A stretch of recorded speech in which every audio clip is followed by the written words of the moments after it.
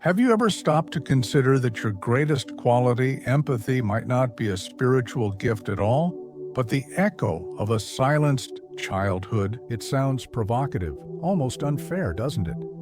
After all, the whole world says being an empath is a blessing, a sign of illumination, a consciousness awakening that opens doors to harmony and connection with the universe. But what if that extreme sensitivity was born from nights when you swallowed your own feelings just to avoid upsetting someone? And what if your inner peace was, at its core, a survival mechanism? This is where the real journey begins, not merely seeking spirituality, but diving into the hidden layers of spiritual life where the law of attraction and the power of the mind meet deep wounds still waiting to be healed. Imagine a child who learned far too early to walk softly, tiptoeing to avoid triggering the anger or coldness of the adults around them.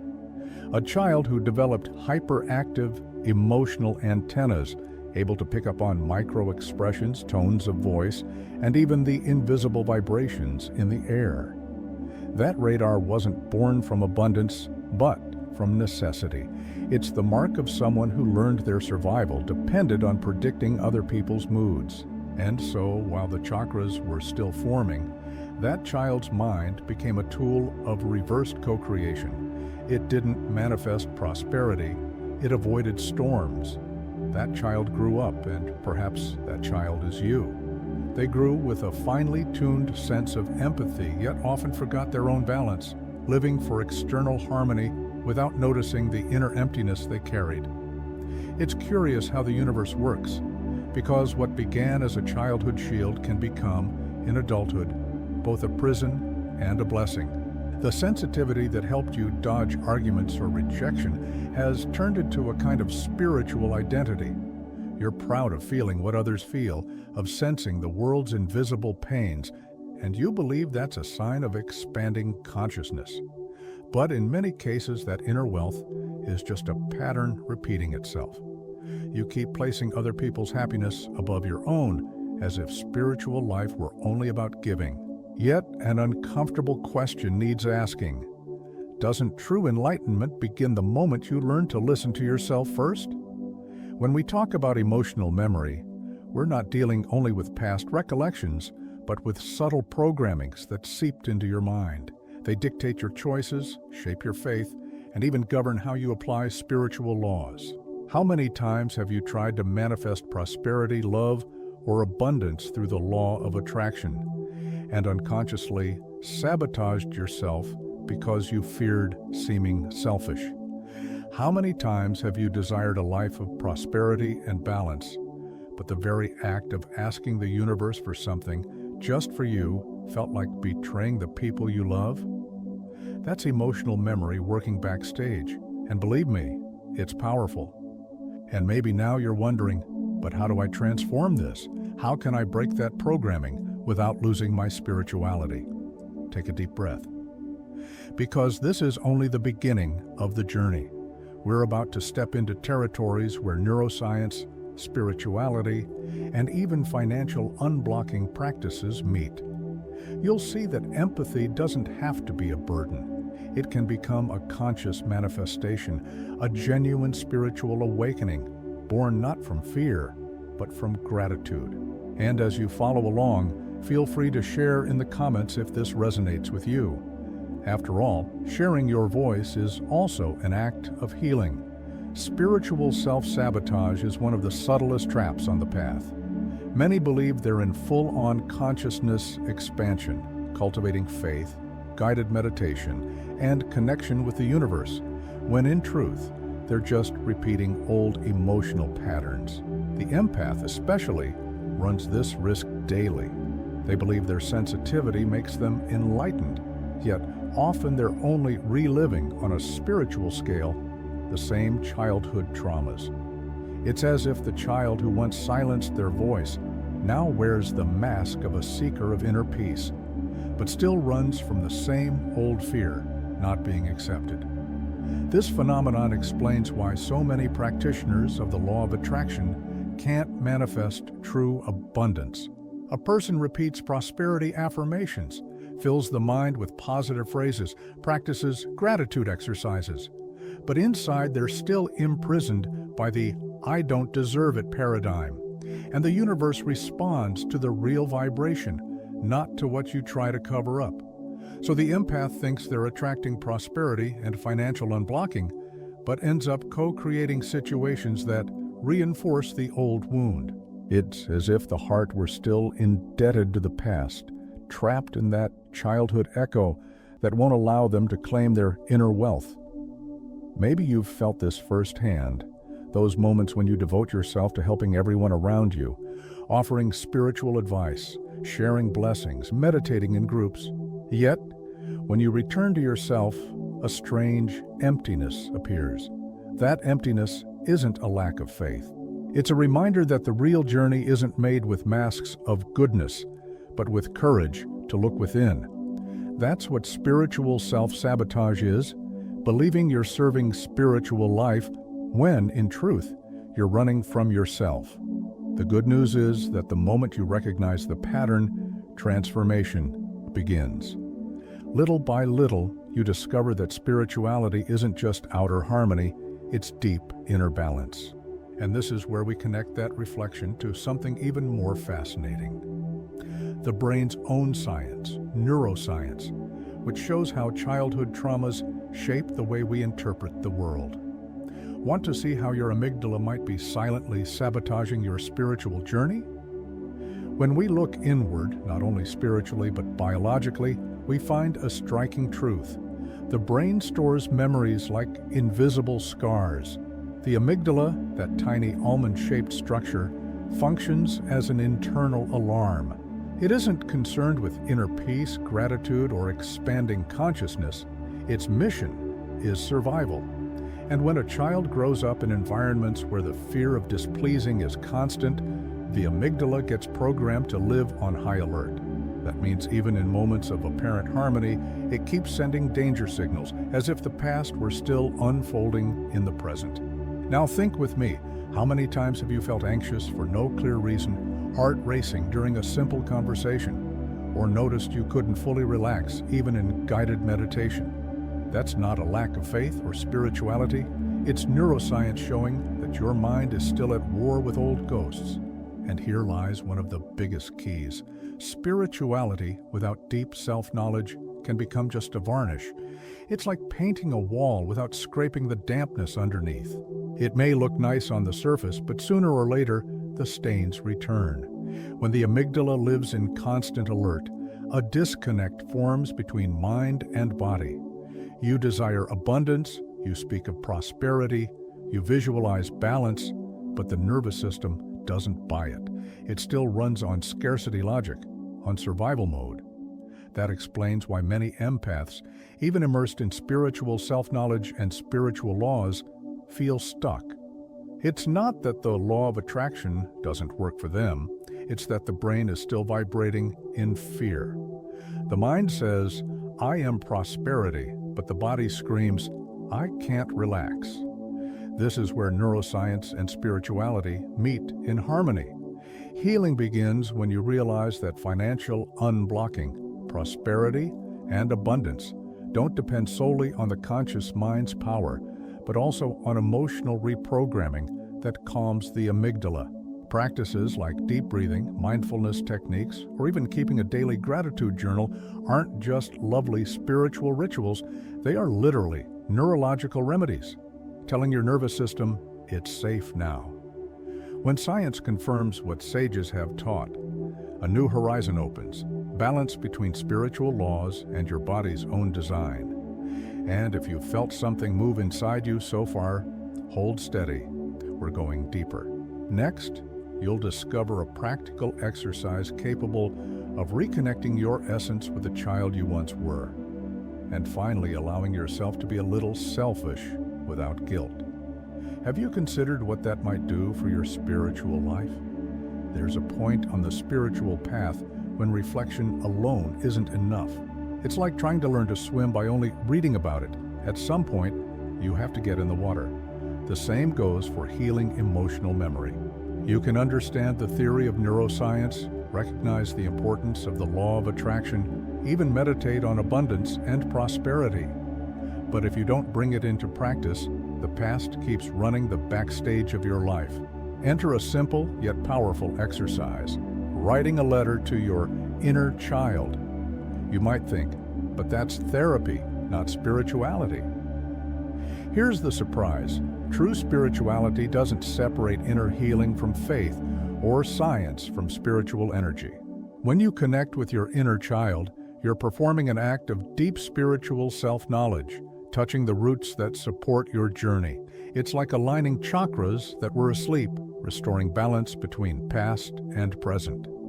The exercise is simple. Grab a notebook, turn off distractions, and write a letter as if speaking to the child you once were.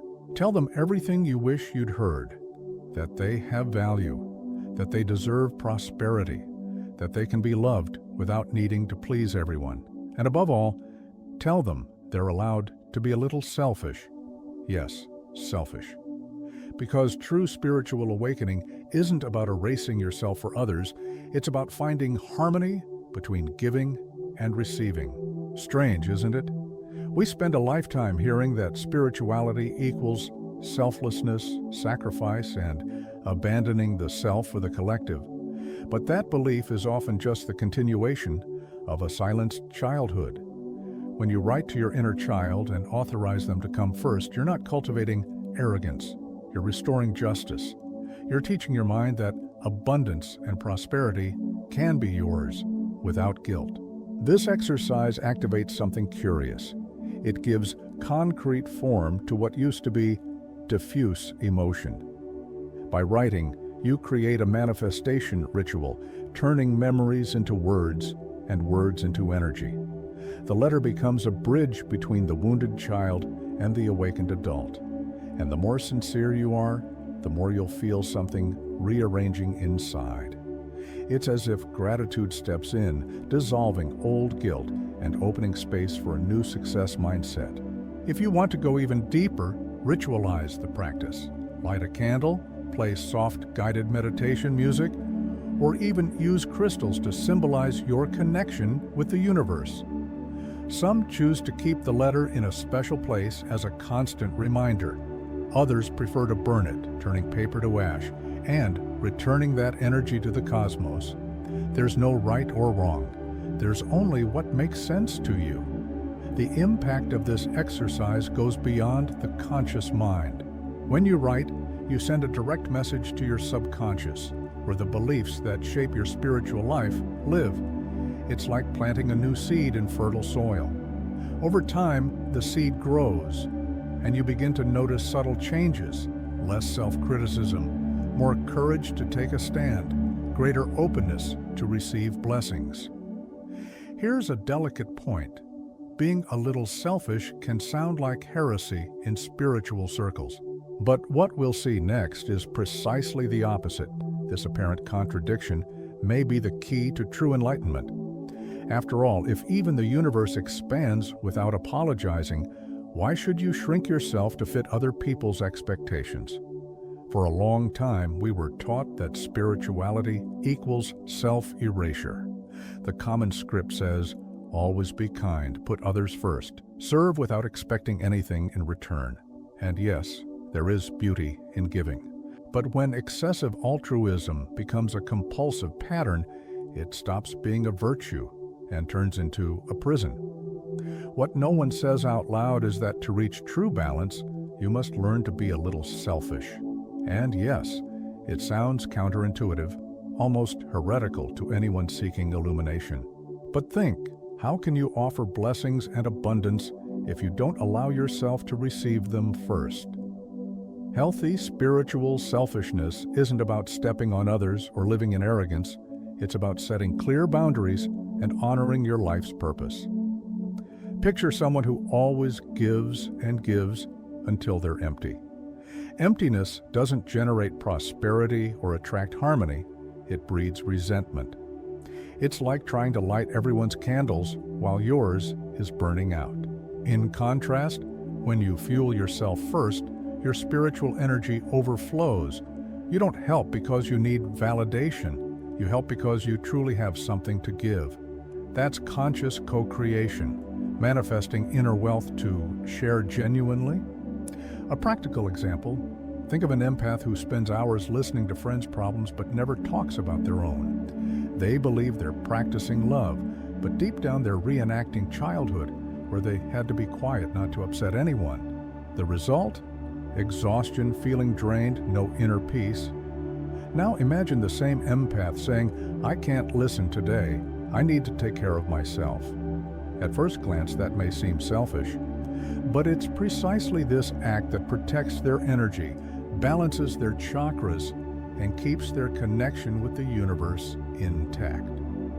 The big revelation is that spirituality isn't about the disappearance of the self, but the expansion of consciousness that includes the self. Spiritual life only blossoms when there is harmony between giving and receiving. If you only give, you're breaking the law of universal flow, and stagnation is the inevitable outcome. When you allow yourself to receive, you make room for prosperity to circulate. That's when the law of attraction kicks in with force, because you finally believe you deserve abundance. Another key point: a success mindset isn't born solely from positive affirmations, but from daily choices that honor your energy.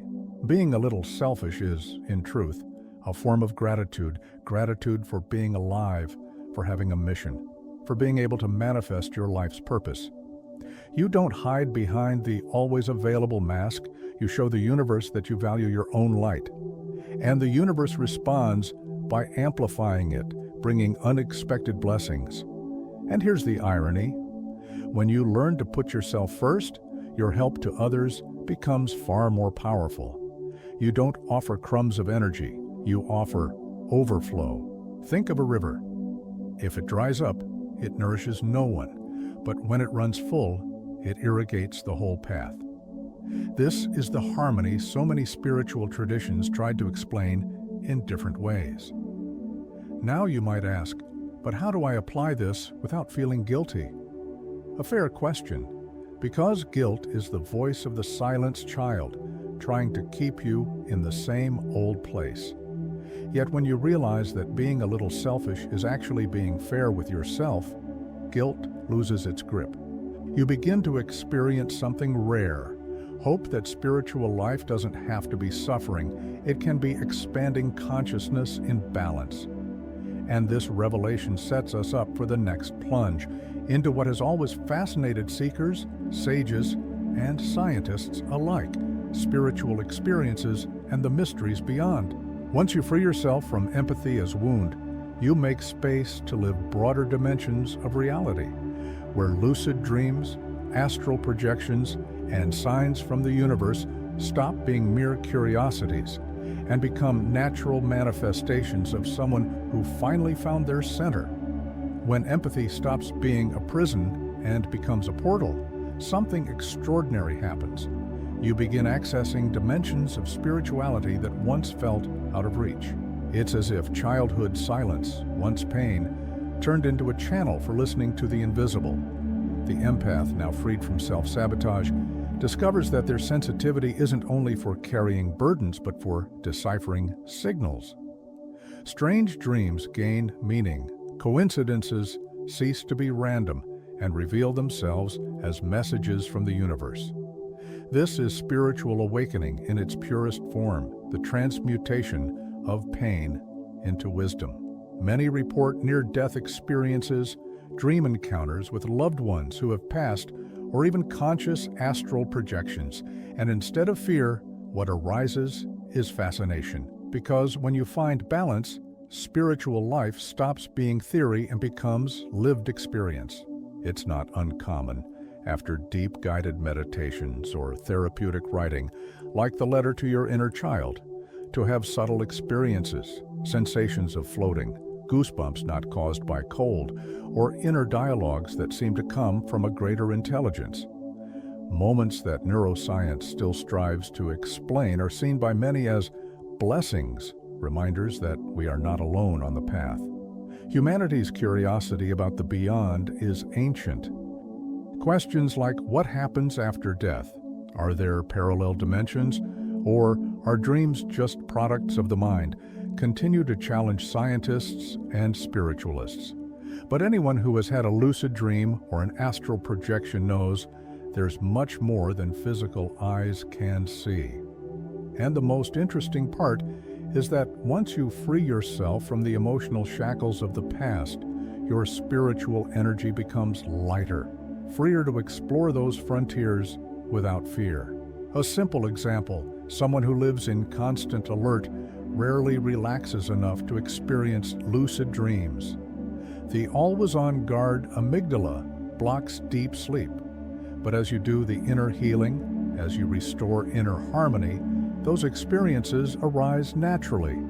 Spirituality stops being only a quest for prosperity or financial unblocking and expands into understanding mysteries that have long fascinated the great masters. Here's a precious detail. These experiences aren't about proving anything to anyone. They're about transforming you from within. When you sense there is life beyond what the eyes can see, hope grows stronger, faith is renewed, and gratitude becomes almost instinctive. Existence itself takes on a richer, more abundant flavor. It's no surprise that many, after such experiences, change their relationship with time, death, and life purpose. And don't think this is far from you. Anyone with consistent practice of meditation, spiritual self-knowledge, and chakra alignment can open this door. It starts with small signs, that persistent déjà vu, a synchronicity that feels like a direct answer from the universe, a sense that someone accompanies you in silence. These details are invitations to dive deeper. But here's a provocation. Are you prepared to receive the signs you keep asking for? Often we ask the universe for answers, but when they arrive, we don't know what to do with them.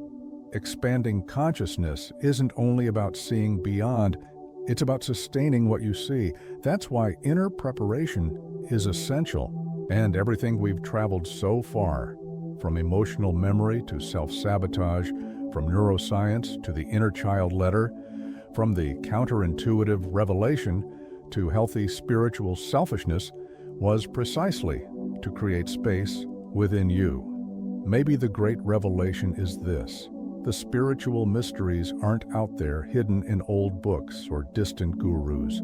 They've always been inside you, waiting for the moment when your mind, body, and soul would be in balance to receive them. And that moment can be now.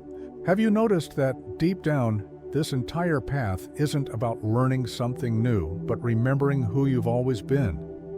Empathy, once born as a defense, can become your greatest portal of transformation. But the question is, what will you do with it now? Will you keep repeating old patterns, or will you choose to truly awaken, making room for abundance, prosperity, and balance?